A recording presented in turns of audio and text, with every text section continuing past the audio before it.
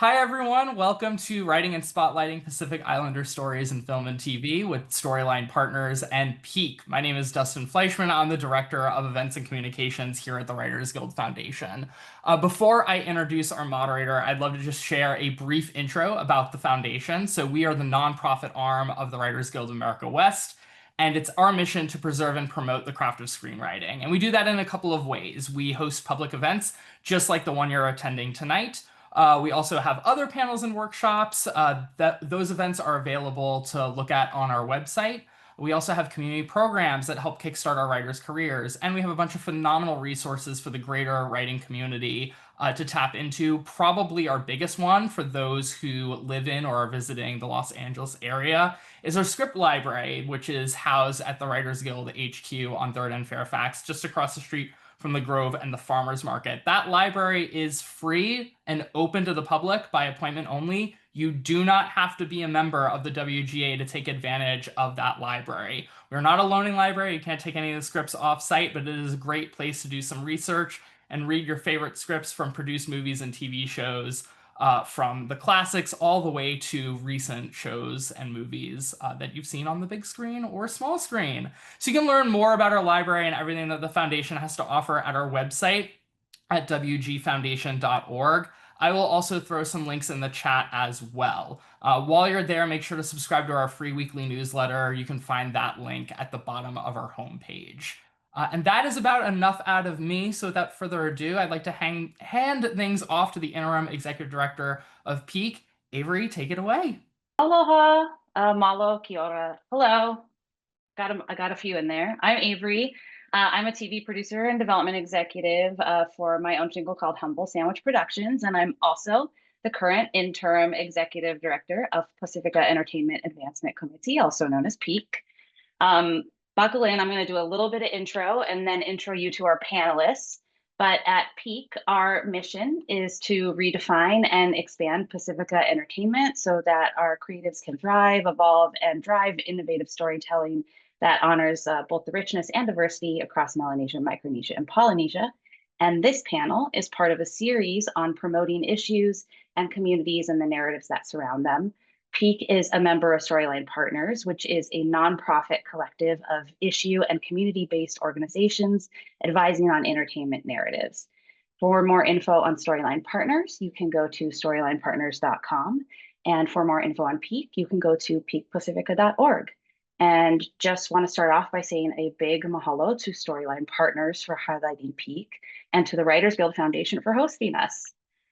So before I jump into questions, I'd like to take a quick moment to introduce our amazing, wonderful panelists, all of whom I adore. And just to prep you, you're probably going to hear Moana and Chief of War a lot tonight, just because we talk about those things a lot.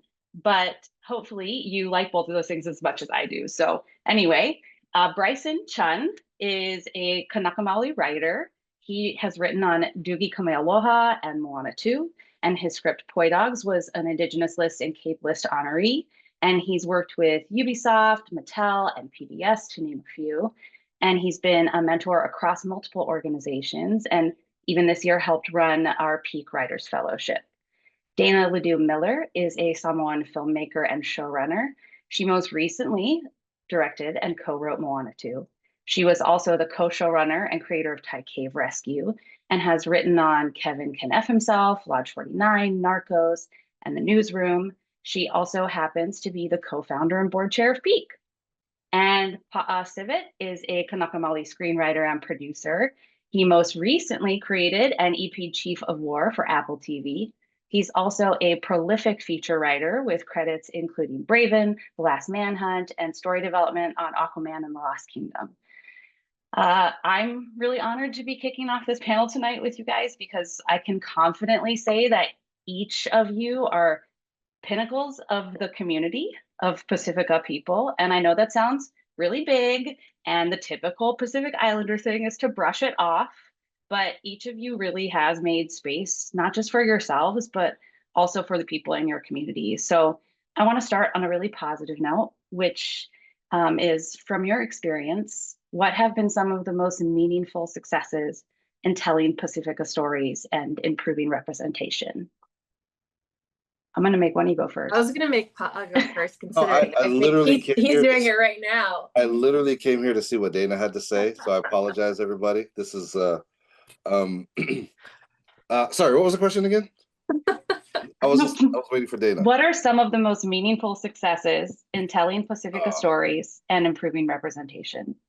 I mean, look, it's just looking where we have been and where we are now, right? So, like for me, there there was Lilo and Stitch and Moana. That was it. And you guys don't know how hard I tried to get on Moana. That's why I really like. I'm really happy to see Dana, and I've been following her and watching her, and but and hearing that Disney was so involved with the community and stuff, like it just felt like a really cool project to be a part of, because there's not enough of them. There's just really, if we're just being honest, there's not enough of them, and it's really hard to be a part of them.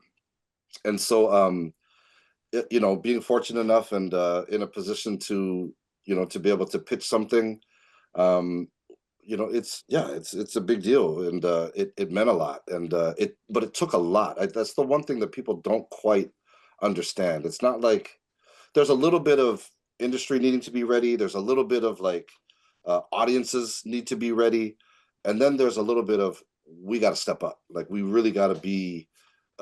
We have to be good at what we do. So I think Dana can attest to this. Bryson can attest to this. That like we didn't come out the gate swinging with these stories because there was no market for them. And it's hard to prove there's a market if it hasn't been done before. So Yeah. it's really about building your ability as an overall storyteller. I am a screenwriter first and foremost. That is my profession. That's my bread and butter. Like that's what I'm good at. I'm a student of it. I love it, and I had to be good enough at that before anybody could even feel like they could listen to what I have to say as far as like trying to have representation in that space. Yeah. How about you, Dana? I mean, I think Moana is probably the obvious, the obvious thing to say here, in that, I mean, it's been quite the experience to be a part of Moana 2, but also I co-wrote the live action Moana that comes out next year. And so to really have lived in that world for so long and see, I think what's one of the things that's been really exciting is that when the first film was made, the people in the key creative positions, the writers, the directors, were not Pacific Islanders. They were not from the community. And while I think the movie is incredible and they leaned very heavily on the Oceanic Trust, which is a group of experts that we continue to use in the Moana universe today to help build out the world and rely on people throughout the Pacific to guide us in telling these stories, that the truth is that those key positions were not filled by us. And so to see that Disney was willing to make a change moving into the second film and into the live action to bring in people from the community in really meaningful decision making roles. Bryson, myself, Dave, the other director, who's also someone like that, to me shows growth within the studio, but also was changed the way the film was made, because we inherently brought ourselves to it, but also we bring with us a knowledge and an empathy and a different lens that you just fundamentally can't have when you're not from the community. And so it was a really incredible experience in that way. I definitely want to talk more about the lens later, but I want to see first if Bryson has anything to add to this, considering you also were on Moana, and I warned y'all there's going to be a lot of Moana tonight. I think just to add on to that, I think, even looking at even we had a couple people in our story team and this were story artists who were of Pacifica descent. And so it was really cool even just to explore, you know, art, like the visual language of Pacifica in Moana 2. It was very exciting to see. I think beyond that, though, I think something that's really positive for representation that I'm super excited about is the aforementioned fellowship opportunities. Like I think, we've done now this peak one twice, and each time, there are people who we're excited to give that space to and elevate as writers, but it's also super exciting that we discover people every year who we've never met, and we're like, look at these voices that are out here who are of Tongan, Samoan, Hawaiian, Tahitian descent that are writing incredible stories. Not all of them Pacifica focused. There's like a wide range of those stories, and that's super exciting. In terms of representation, is seeing all of these people we've never met that are writing and doing incredible work that just haven't had their opportunity yet. Mm. And just to say, Pa and I are in the heart of doing another fellowship in Hawaii right now, for ICANN, and it's very exciting to see, I think, these voices also just in Hawaii also that are writing crazy stories that haven't quite broken in yet, but that's very promising. I think the fellowship aspect. Not only is it the greatest commercial ever, thank you, Bryson. I just want to add to that. What's exciting too is that if Moana, the first Moana, which by the way I had nothing to do with, so this is not a plug for that, like hadn't existed and hadn't changed the way the broader Hollywood, the broader world kind of viewed Pacific Islanders, because before that we had been very much isolated to very specific stereotypes. We were wrestlers, we were football players, we were not women. I don't think anyone really thought of us as like the possibility that we were not just big dudes. And then Moana comes along and changes that perception. And because of that, and because of the success of that film specifically, not just the film, but everything that came along with it, programs, it makes Netflix, it makes all of these other places willing to invest in us. And I think that's, adds to that legacy. And so these projects are meaningful more than just the art that they're creating in those moments and the experience you have in watching it, but it's creating legacy and it's building pipelines, and that's a really big deal because we've never had that before. I think it's so amazing to see how things have changed with some of the things that each of you have been a part of, like how positive representation has increased in many ways. And to bring a point to what you said, Dana, is like it was literally just open casting was like a Samoan club bouncer, a Samoan wrestler. Those were like the only parts, and Moana made such a huge difference in that representation. So speaking of those, that like not so great representation, what are some of the challenges that each of you have faced in trying to tell Pacifica stories and improving that representation? We started with successes, we're now going to the harder part. I mean, I'll go. We had some tricky things. I think it's also battling the perception of what we are, right? So like when we tell our stories, when we talk about our stories, it is so full and vibrant and we have so much to say. But in some cases, people have never thought of us in that way. And I'll just give you one example, and it's not to trash anybody I ever worked with, but I wrote a very specific scene for Chief of War that I thought was very simple, and I even simplified the idea. It's a prince meeting with a king and a queen, and a prince from one island and a king and queen from another island. Right? And I write this scene, and I get this note back, and the note was like, "This is really complicated. Like I don't think audiences are going to get this. This is a lot." And I had to process that because in my head I was like, well, I really dumbed this down. Like I didn't include all the different things that would be happening culturally and all of that. And I remember having to call it out. And it's again, it's not that people are trying to be opposing; they just don't know. And what I realized was the image of a Hawaiian. People thought that Hawaiians would be simple people, right? And so the conversation needed to be had was that, like, when I watch a show that takes place in medieval England or something, it's really complicated. It takes a while to figure out what's going on. And part of it is you just got to bank on the audience that they're going to catch up, because we're just dropping people in the world. We're not trying to over explain what the world is. And I remember calling it out. I was like, okay, so this is what I'm hearing.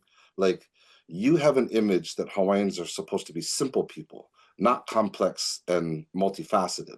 So this is what I'm going to do. I'm going to let you know that the same feeling I get when I watch a story that takes place in medieval England or you know, European conflicts and whatnot, I'm gonna bet that audiences will understand if we let them feel their way through it. And sometimes it just takes that, like, oh, you're right.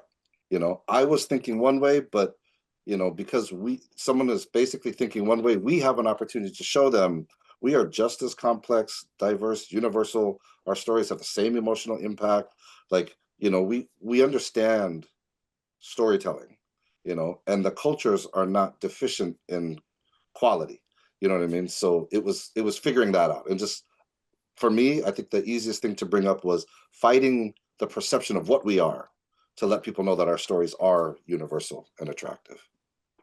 Yeah, like Europeans don't have the market on political intrigue, like something, and lust and romance and all of these you know, love triangles. That I would add to that.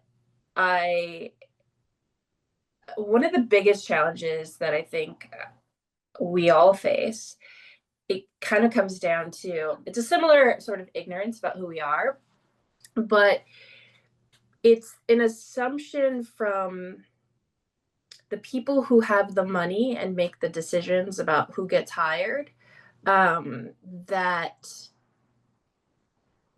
they've done enough by hiring us to write or to direct, but that they don't need to have that same, like, that's representation, right? Like, you got what you wanted, you get to make key decisions.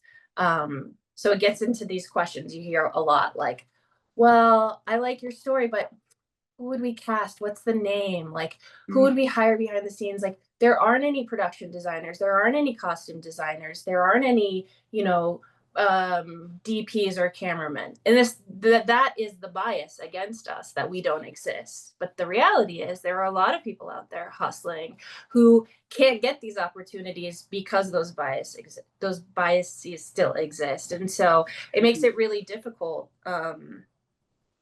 when we're trying to tell a story. And I mean, I'm talking about when we want to tell a really culturally specific story. You know, if back to you know, England, you want to tell a really culturally specific story that's really embedded in a very specific piece of history, you go and you hire the person that's the expert in that area to make the armor right and to make the weapons look as great as they are. Why don't we get to go out and give that same level of attention to the work that we're doing? And so, I mean, an example of this working well is in the live action Moana. We have a Tongan costume designer who is also a master weaver and brought an entire team of Pacific Islanders who weave the costumes and found a way to make Moana's costume so incredibly, like, authentic to craft and what it would have been in the time, but also water resistant and able to, like, do stunts in and be, you know, on the ocean, like, made it filmically, cinematically relevant as well. And it's like, oh, she's incredible. Her work should be in the Academy Museum. That is what we are capable of, but we are never given that opportunity to shine because we haven't already won Academy Awards. And so I think the work to dispel the stereotypes against us, not just on the screen, but, you know, not even in the key roles, but everywhere, is still really important and really underserviced. But that requires people like us getting in positions of power to try to hire those people, which by the way, even when we're in those positions, still can't get that done. Still hard, yeah. So I don't have a solution to it, but I think that to me has been one of the more disheartening realities of actually getting to be in a decision-making position, is you still don't get to make all the decisions.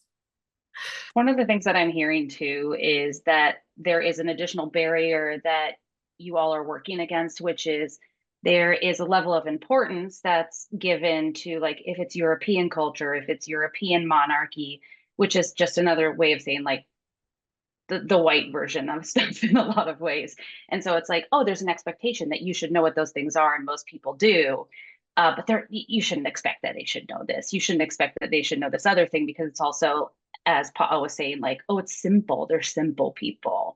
And so there's almost this version of, like, everything you're fighting for on top of fighting a barrier of it automatically being sort of discarded in a way.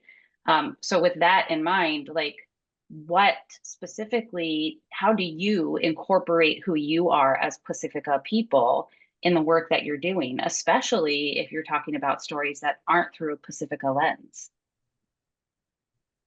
I'd love to start with Bryson on that one because I skipped over you for the last one. So Yeah. Maybe just as a bow on the last point too, just because of like I think Dana said something that really resonated in terms of being able to hire people that are experts in blank, right? Which is great. And I think so much of what has happened in the past is like, okay, people are trying to tell a story about a place, like let's say it's Hawaii, and then retroactively they're like, oh shoot, we kind of need to put the stamp of approval on it. Let's hire some expert to be a voice that just is a check mark. And then like I think it's gotten better in the sense of people recognizing, no, we need a key creative person involved earlier, and I think that's great. But I think another just challenge is that sometimes you are you are the person, like okay, you're now the one person that's hired as at an early stage, you're the writer, and then everyone will say, oh, what's this Hawaiian thing? And then they all turn and look at you and it's like, wait, hold on, I'm not an expert in shit. I can write and I know certain things by virtue of growing up here and going to whatever, like learning, education wise. But you're like, we are not a monolith. We don't all know everything. And so like it's just another challenge of being the one person sometimes. And it's like we don't have the luxury of hiring the expert in clothes. Someone's just gonna bring up something about what should Moana wear? And then they're gonna turn and look at you and go, I don't know. Like I'm not a woman and I don't know anything about, cultural clothes and things like that. Just to like add to that other issue where it's getting better, but new problems arise in terms of how we're being asked, what's being asked of us as like that voice in the room.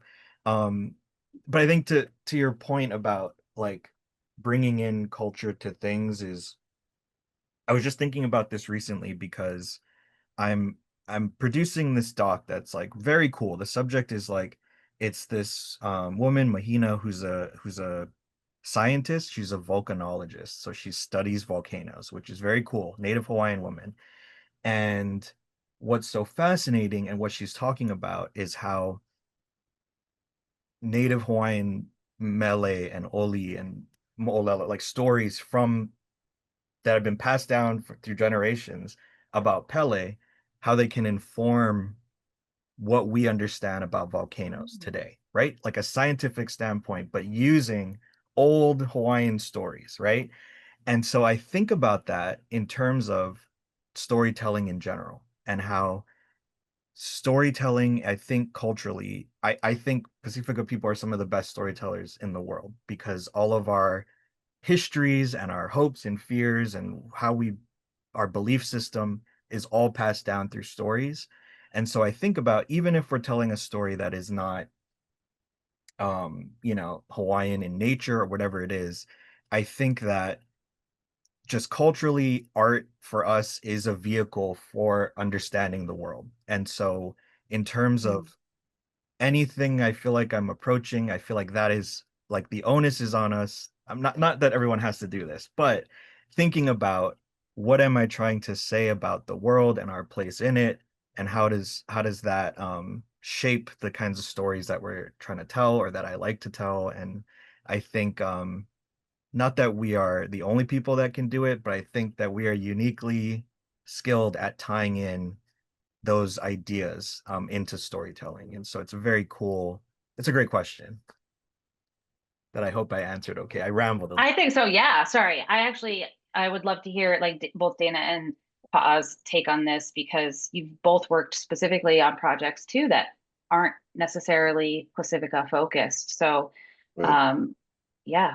Well, I'll say first, and hopefully things change. But for me, non-Pacifica stories is my bread and butter, right? Like, because you're not gonna come in, or at least I've still yet to reach the point to where everybody wants to tell a story from the Pacific and they want to hear my pitches. They have stories for me and all of that. So the truth is, you have to be able to do it. You have to be able to write anything, right? Mhm. And I guess the trick for me is, that whole, it's something that's been said over and over again, but write what you know, all that whole thing. Like, when it sounds really generic, but it's very, very true. Like, and what I did is, and all my, and everything I write, I find a way to inject something cultural in it, but I tell no one, right? So I really do. I find a way to have that unique perspective put into a project.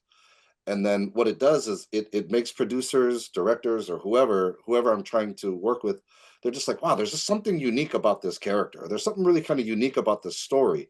And they can't really put their finger on it, but I do it. That's what I do. I've been doing that, since from the beginning.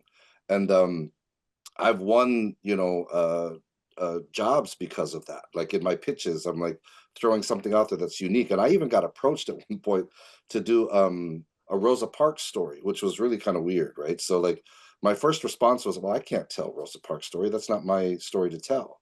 And the response was, yeah, but you do something with characters I think would be really, really interesting. And in my head, I didn't even realize that people have, in a roundabout way, figured out that I have a unique perspective, and it's using it, but just finding a way to use it. You know what I mean? Like, just knowing that you have something unique, and finding a way to put it together where all of a sudden it does work in a story with someone who would seemingly be as iconic as, like, Rosa Parks, right? Like, how can a Hawaiian guy tell, an African American woman's story of, the 1950s, right? Like, it wasn't something that I would have pitched or that I would have chased, but having an opportunity to say, well, this is, if I'm going to do it, this is the way I'll do it. This is what I see, and this is how it relates to me, you know. But yeah, I inject Pacifica stuff into everything I do. I just don't tell anybody. It's almost as if, as people, we have overlap on our culture. Like, at the very base, we're all people. It's so hard to, well, I know, it's wild, guys. This is revolutionary. Write it down. No, I'm kidding. But Dana, I'd love to hear yours too, because, like, you've heard on, like, for example, Narcos, which is not Pacifica at all. It's like the opposite direction of that is the best way I could think of. But, like, so yeah, how did you bring your lens to that? I don't know how much I really contributed to Narcos, if I'm being honest, when you're down to it. Anyone who knows. And we're with the Writers Guild, so there's lots of people who know. But I will say, I think I've kind of come to this over time, and it was really sort of solidified for me on Thai Cave Rescue. It's inevitable that we are involved in telling stories from perspectives that we haven't personally experienced, whether that be culturally or just as a human. And that's part of the, I think, joy I find in writing and creating. It's like finding those connections that make it possible, like pausing for me to tell this story. But there are instances when we are put in positions, or we take positions where we are responsible for being really culturally specific about a culture that's not our own. And Thai Cave Rescue was that for me in a very big, real way, because it was important to us from our first pitch to Netflix. That we really start the story. The story's been told like 100 different ways, but we wanted to be the ones that told the story from start to finish from the boys' perspective. We wanted to start with these Thai boys in this remote region in Thailand, many of whom speak dialects that had never been seen on television before. And we wanted to not only tell their story, but tell it in their voice, in their language, I don't know if you can hear my child crying in the other room. I swear she's fine, if you can hear this. But she fell on her skateboard and she's not happy about the scrape on her arm. What I came to in all of that was I make it a point and make it very intentional to approach these stories that are outside of my own specific experience, by doing my best to, I think about this question: how would I want somebody to tell my story? How would I want somebody to tell a Samoan story? What kind of care and respect would I want them to show? What kind of research would I want them to do? What kind of questions would I want them to ask? And I try to take that approach in telling someone else's story. And so much of that means being open to listening. I think not just listening, but also acting on what you learn. I think there's a lot of people out there who are willing to listen to other people's perspectives, but they're still trying to tell the story from their lens and try to make what they hear fit into their way of storytelling. And so I try, I'm imperfect, but I try to approach it from listening, learning, and adapting in a way that makes sense for the story that's being told. And also surrounding myself with people who know better than me, especially culturally, and giving myself backstops. Like, a lot of our scripts were in Thai, not just Thai, like I said, but multiple dialects of Thai. So, but we wrote in English. I'm not a Thai speaker. So we had, at one point, I think we had like 6 different levels of backstops of people who were writing in Thai and then colloquializing in Thai and then reading and double checking, because it was so important to me that once that show get put on screen, the people whose story were being told saw themselves in that. And one of the most rewarding moments of my career was getting a call from someone on our crew in Thailand who said, my mom's from that region and she heard the dialect and she cried because she just never imagined that that would be on TV. And like, that was no easy feat. Like, we couldn't find an acting coach to teach the actress to speak the dialect, because there's no acting coach for a dialect that doesn't really get spoken outside of the region that it's in. And so because we had made the decision to shoot in that region, we were able to cast in that region. And one of the boys had a dad who spoke that dialect, and this boy's dad ended up being hired to be the dialect coach. And to me, like, that film, like the it takes a village approach to filmmaking, and really surrounding yourself and immersing yourself in culture is inherently of the Pacific as well. And so bringing people together and bringing people in and learning for them is kind of how I bring my culture into the projects that I'm working on. That gave me chicken skin, by the way. I was gonna say that actually like gave me chicken skin, because I think like you've seen it happen in front of you too, because we are a nation of immigrants. And so like when you know a word and you hear your language out in the wild and it's your native language and you haven't heard it in a while, it does something to you. And even though my first language is English, there was something when I saw Chief of War and that first episode was in Olelo, and just hearing words that I grew up hearing and seeing them contextualized it in front of me was extremely emotional. And I think that's something like what you're speaking about with Thai cave rescue that's so beautiful, is getting to hear those things where you just never thought that that was possible. I think that's such a beautiful way to put it. Thank you, Dana. I'd love to ask too, like, as we're talking about how you are each developing stories, how you're bringing your lens to each of these things as we expand what representation looks like, what do you think the future of Pacifica filmmaking looks like in the next 5 or 10 years? You know, if I were to answer just straight, to be honest, I don't know that it's necessarily getting all of our stories out there. I think what representation really looks like is us in positions, as Dana's mentioned in the beginning, just us in positions of doing the work. Because, you know, it's great that we're here, we're talking about, you know, Pacifica people and Pacifica stories, but the truth is, and I'll say this again, I said at the beginning and I'm going to double down, you have to be a professional. Like, you're not going to come in and be the Pacific writer, you know what I mean, for all those projects out there, you know what I mean. You have to be able to do this, you have to be able to write, like, and of course, I got into the industry to tell these types of stories that we want to tell, but we have to be bilingual in the sense of, you have to speak the language of production, you have to know how things work, you need to be a master of your craft, you have to put in those hours. First and foremost, like, I don't present myself, I don't introduce myself as a Hawaiian screenwriter. You know what I mean? Like, I am a filmmaker, I'm a screenwriter, that's what I am. And when I'm given the opportunity to tell the stories that I want to, if they take place in the Pacific, then watch out, because it's going to be really, really good. You know, that's the idea. Like, if we can do it, but you have to be able to do everything. So like, you're not going to build a career being a Pacifica writer writing Pacifica stories. You know what I mean? Like, you need to build a career and do it really, really well, so that when you're ready to tell your stories, they're going to look to you to do it, right? You're going to be the authority on it.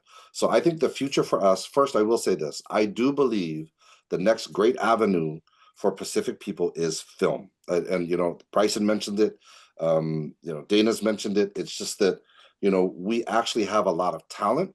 It's just people haven't looked at us and assumed that that talent was going to be present. But as it comes forward, as we had, you know, movies like Moana, and now with the live action Moana coming, and, you know, Chief of War, and, you know, just all the work that's out there, then people will start to be like, oh, okay, yeah. So you're from, you know, I've heard of Samoa, I know Tonga, I've heard of Tonga, like, that's where you're from, cool. Can you write this? You know, can you write whatever? And I think that this is where we step in. I think it's going to come to that point to where people are going to look to the Pacific, and we're going to heed the call, and it's the next big thing for us. But what representation looks like, I think it's less than getting all of our stories out there. It is us as writers, us as directors, us as producers, us as creators. Like, even on this call, that's what we are.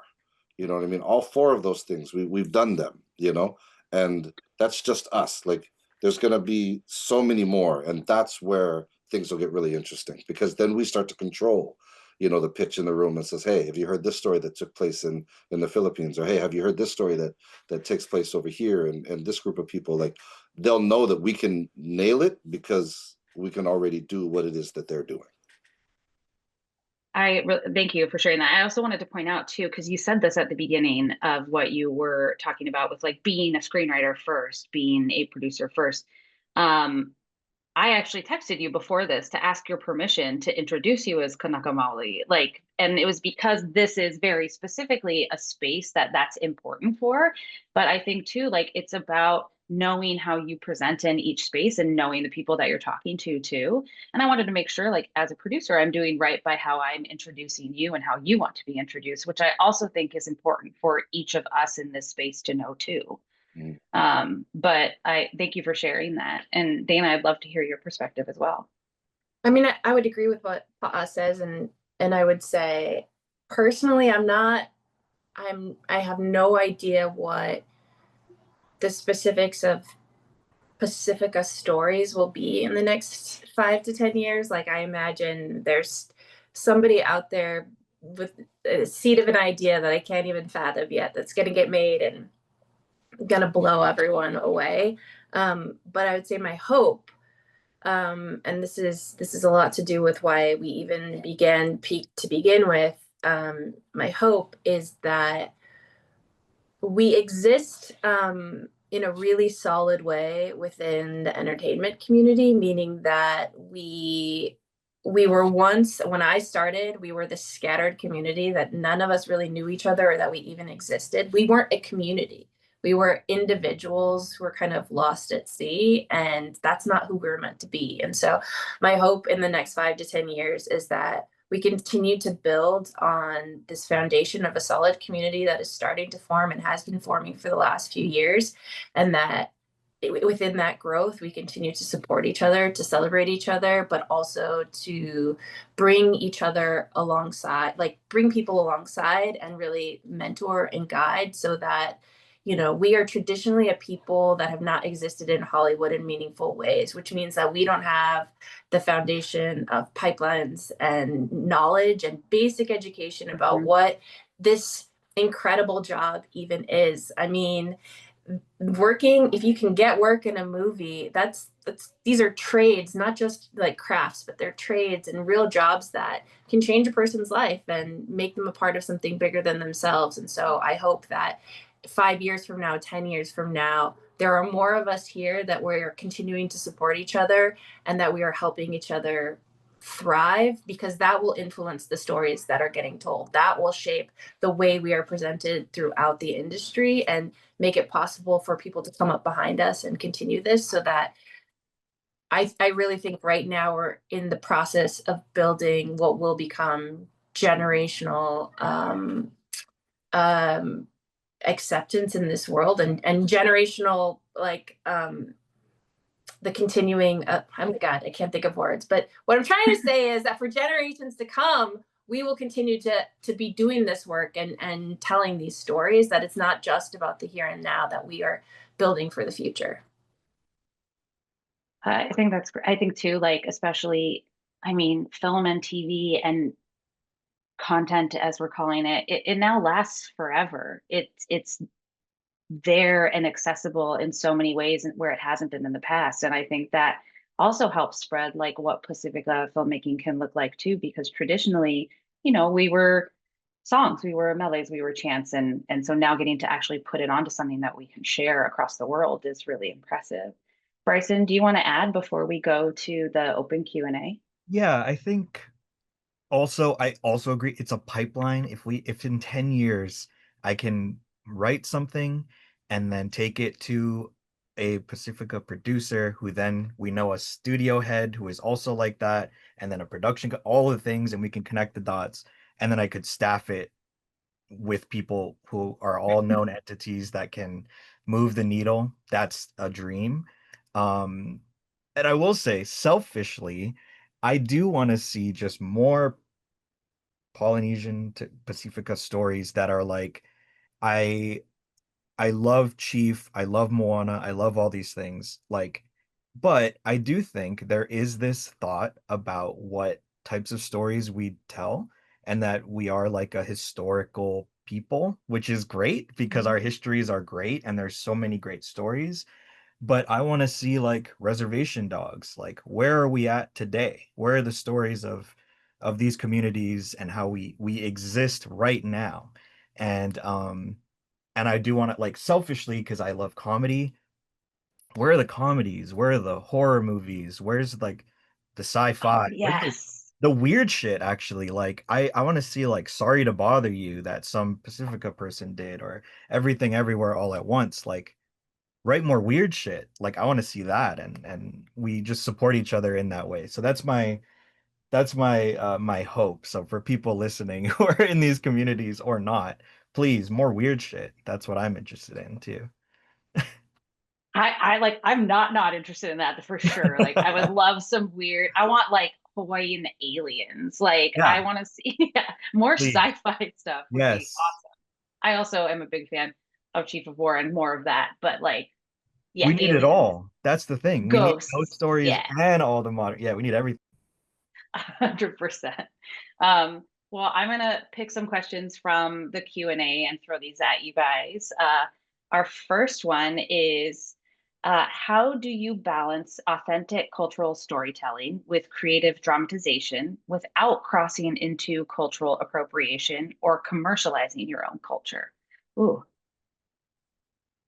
Yeah, I that's a mean balance. that's a mouthful. Yeah. I think I think for look, I can only speak. Why don't we just? I'll just speak about Chief of War for example. It actually I think the one thing that helps is that Hawaiian history was not something that we picked up. Like a producer picks up 2-3 months and then develops it, and then fills in the gaps with everything they don't know. You know what I mean? Hawaiian history is just something that I've been attracted to ever since I was a kid. You know what I mean? Like it's been an ongoing thing. I do it when I'm not writing. It's like I study, I love these stories. It's just a thing. It's just part of who I am, right? So I think that's why I stress this whole thing, like, be good at your craft first, because if you try to build something without understanding the way the craft works, then it's going to get really, really sloppy. But like, if I know how the craft works, and then I have this like story that I want to bring out, whether it's historical or cultural or whatever it is, then marrying those things is where the true art comes from. So, did I nail it? Did we nail it? Is there holes? Is there problems? Did we do it perfect? No, not at all, right? Not at all. But like, I was able to put out something that is a little harder to dispute culturally or historically, because it is just who I am. You know what I mean? It's what I love. Like, and so because it's a passion already, it's going to be a little harder to nitpick me on it. Now, if another producer had thought of the idea and tried to build it, they're building it from scratch, and they got a few months to get something out there. So of course it's going to be ridden with holes and cultural appropriation, because they wouldn't know how to do it, you know. So I guess the real trick is, if these stories are going to be approached, then they have to be approached by us, you know. I used to get offended with like Hawaiian stories that were being made and all of that, and it just hit me one day. Instead of being angry, I was just like, any filmmaker, because once I've gotten to know like who was behind the movie that you know everybody was upset about, they actually loved, you know, the culture they're trying to portray, or they, but it just wasn't their story to tell. Like, it just, they didn't have everything that was necessary to build it. So instead of being offended, it turned into, well, then I have to do it, you know. And I didn't even know if I was right for it. I just knew that it would be better off in my hands, you know what I mean, to build something. And so it really just kind of comes down to that decision, you know what I mean. Are you going to do it? You know, can you do it? You know. And so yeah, that's what it is. We have to build. We have to build, and they're going to be imperfect. The stories aren't going to be like, we're not going to nail it, but it'll be a lot better. Well, I'm in Moana, so if you want to talk about commercialization of culture, I was like, I hear. Oh, no, I think it's a great. We're over here too. Oh, I don't have that one. There's a lot. Yeah. Look, there's a lot of shit, and I have it all. There's a lot to that question, and I spoke to part of it. I would say we work in a business, and you have to know what your medium is. You have to know who you're working for, and you have to accept that. If you're going to do the job, you have to kind of accept where you fit within the bigger picture of things. Moana is a Disney movie. It inherently comes with product, everything. I think what's important, at least from my perspective, and I imagine, Bryson, you're similar, is that when we are in these rooms and we are in these spaces and we're thinking about what the story is, at no point are we thinking about, like, will this become a keychain? Really and truly, we're thinking story and character first. What gets us excited? What do we want to see?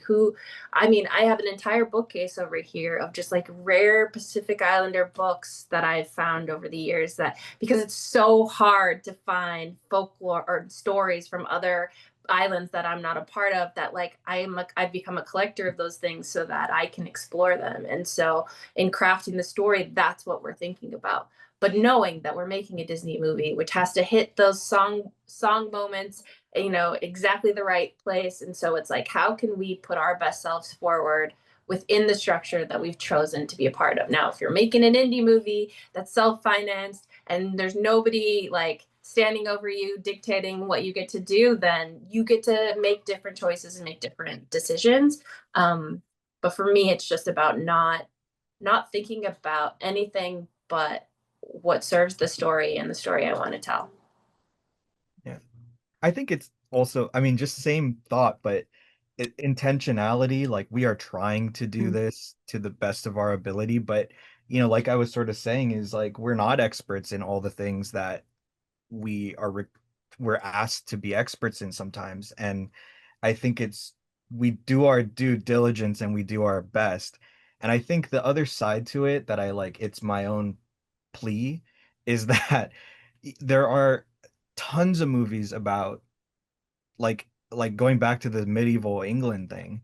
I don't know anything about medieval England, but we go and watch those movies and we don't have the same expectation that everything I'm seeing is 100% accurate. We now I understand, because our cultures have been used and twisted for so long. So yes, there's the double-edged sword of like, we are trying our best to be authentic because we have not been represented fairly historically. But I would say now we are trying super hard. And so the only way that we get there is like, we still have to support the efforts. And so you have to like go and watch Moana, because if it makes $1 billion, we get more swings to get it better each time. you have to watch Chief of War. Let it run in the background if you already watched it. Like get the algorithm to say this is something that there's an audience for so that we keep getting more cracks at it. And I think, and then more, it opens the door for more people who do know more than us, who can be more authentic. And if we show that there's a taste for it, that's how we get to do it, I think. I also, oh, sorry, Dana.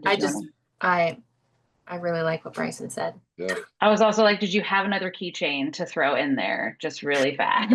My whole life is a Moana commercial. I actually really love this question, and I think it's probably relevant right now too, with like the state of the industry. You're trying to take as many swings as you can. So what's a piece of writing advice you heard early on that turned out to be totally wrong? Oh, I was like, that one's a thinker. I loved it. So I'd love to hear if anyone has thoughts. Yeah. I will say, oh, sorry. No, you go, Bryson. You go. I was going to say, people that tell you to write every day. This is being recorded. I'm going to watch my mouth. If that works for you, great. But I heard that advice and people were like, only writers who write every day can be great. And I tried it. And let me tell you, it doesn't work for me. It's so important that you find the process that works for you. For me, writing in a notebook with my headphones on, but no music in it is like what gets me in the zone. And so trying to follow somebody else's way and path is bullshit. Do you? Mm-hmm. I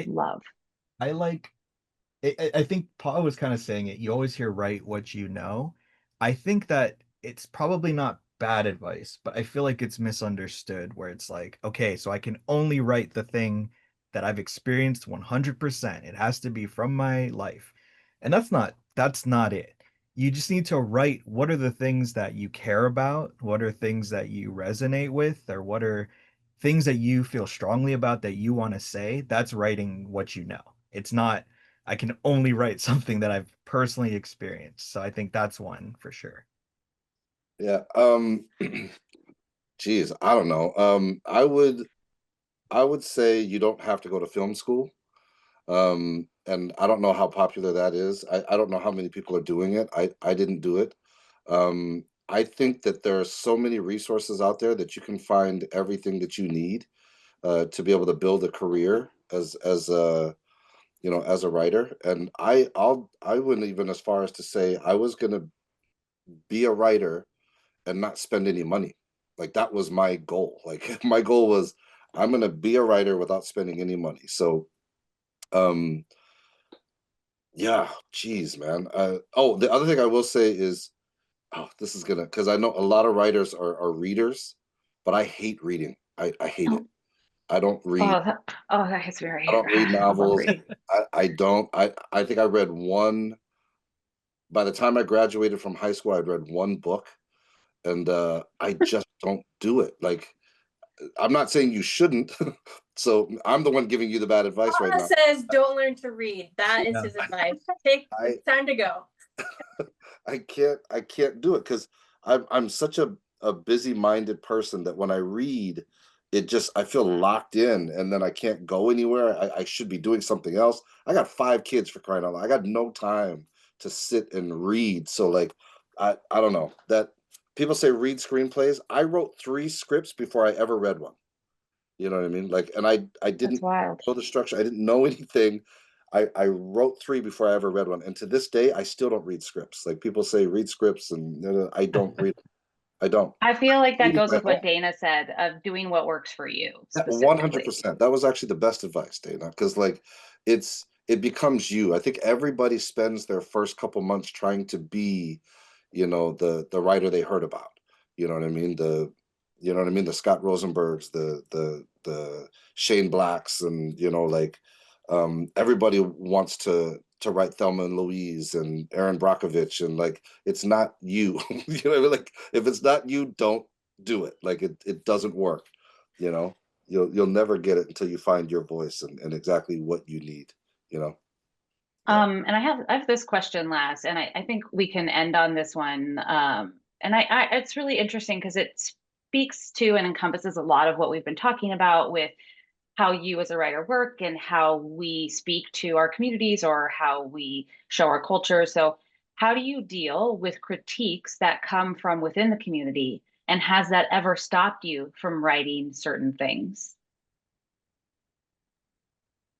I think this too, that doesn't have to be totally specific. I think that you can be general, but it is something that it's something that we have all talked about, I think too, especially with Peak, is you can't please everyone all the time. That's my take on it. But I'd love to hear, like, that's as a producer who's coming at it from a different perspective. You know, I did a panel where I did a Q&A with Pa'a, and I asked him the same thing because I said, you know, obviously you put your stuff out in the world, and now Letterbox is a thing, and I'm a masochist, so I look on Letterbox. I don't know why I do that. And those things are hard to read, right? Critics and stuff, but then you're always nervous about actually your aunties and uncles and your tutu who are gonna watch the thing and go, "Oh, that's not right." Um, I I I think I have in the past not done things, not done projects, and I think that's each person has their own limit to how nervous they are to tell those stories. I think I've gotten better with myself in terms of I'm trying, and I think part of it was I think a Moana thing too is there are always going to be criticisms of Moana and Disney and that kind of Mhm. thing, which are valid, right? But I know for me, my daughter who's 5, when she first saw Moana, she and I know I know a lot of people share this, but she is like, I look like Moana. She has said that so distinctly, and she's like, it's we have the same hair, and it's something that she brings up all the time, and I remember that while it's not a perfect project, my daughter for once saw a character that looks just like her and she relates to, and what a proud thing as a dad and as a writer to say, oh, we made this female character who is brave and cares about people and whatever. And the fact that she was this Polynesian character who looked like and she kind of doesn't look like my daughter, to be honest, but I'll never tell her that. But she sees herself in it, and it's like, that's what it's about. We are trying our best to let somebody feel seen who's never felt seen before.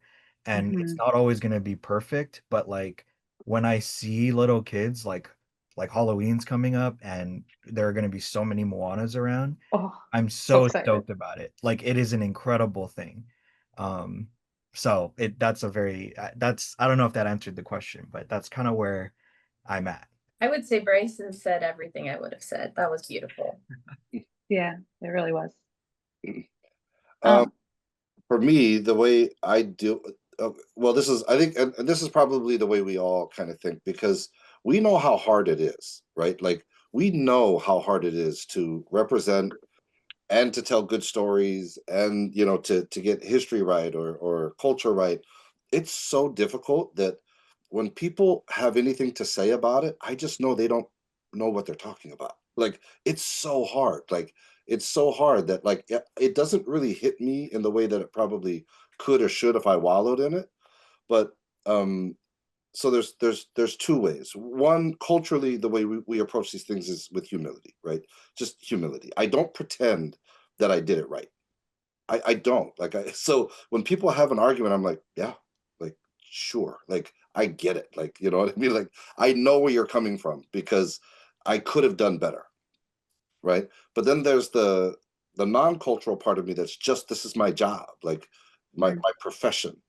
It's very difficult to tell any story, whether it's cultural or not. It's just hard to do, you know. And for anyone that's just kind of ease, because it's easy to sit behind a computer and critique what somebody's doing. And, you know, there's also things that you should say, you know, like you should say things like, well, if you're telling a Hawaiian story, all the actors should be Hawaiian. That's the right thing to say. But is it possible, like, in the context of what we're trying to do? You know what I mean? Like, it may not necessarily be possible. We know that because we went through it all. So there's two ways to approach it. One is with humility, right? I can't get offended because I'm not great at what I do, right? So like I can't get offended because yeah, I could have done better. Somebody out there could probably do way better than me, right? I understand that. But the other part of it is just as a professional, we know how difficult it is to tell stories. So like I can't sit there and let it bother me. Bryson's response was great. The only time it really truly affects me is in the development process. I have to decide if I should tell the story or not, right? And that's where it'll get me. If I feel like, okay, if I do this, am I going to do it well enough? Is my dad going to be proud? Is my mom going to be disappointed? You know what I mean? Like I do all of that second guessing in the beginning, right? But once I've made a decision, then I can't let it bother me because it's what I chose to do, you know? Thank you. Yeah, I think I just want to say, like, since we're wrapping up, if there's any last things you want to share at all, or anything that you want to, I'm gonna let you plug anything if you want before I close it out. But anything? Do No? whatever All Dana right. says to do, 100%. Yeah. Tell I just tell want us to my say, kids. yeah, mahalo for being here, for sharing your time and your mana. And like, I think it was really beautiful, every single thing that you guys talked about. And I just, that's everything. Thank you so much for your time. Thank you. And thank you everyone for being here. Aloha, everybody. Aloha.